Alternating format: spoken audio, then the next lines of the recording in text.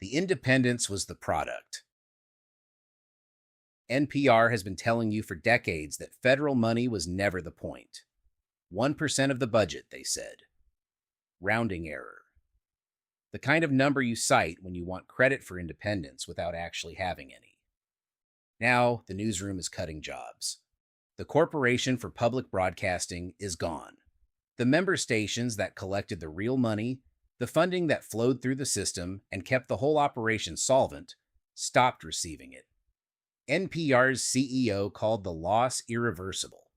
Irreversible is a confession. The 1% figure was always a misdirection. Federal money didn't go to NPR directly in amounts that looked embarrassing. It went to the stations. The stations paid dues to NPR. NPR called itself independent and described only its own slice.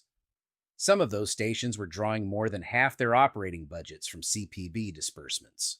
NPR knew this. The 1% was technically accurate and structurally false at the same time. The politics are beside the point. This is about an institution that constructed its credibility around a claim it could not survive testing. The independence was the brand. The brand required the subsidy to exist. When the subsidy ended, so did the argument. What NPR was selling, trustworthy, uncompromised, beholden to no one, depended entirely on a funding structure it refused to describe accurately.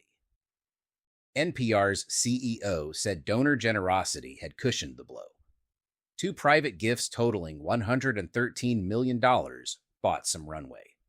They did not buy a model. She also said the organization needed to find a path to sustainability. That sentence means the current model is not sustainable. After 30 years of telling audiences it was. Institutions do not lie about their finances on purpose.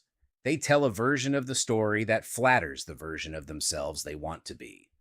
NPR wanted to be independent public media, so it described its funding in a way that made that true.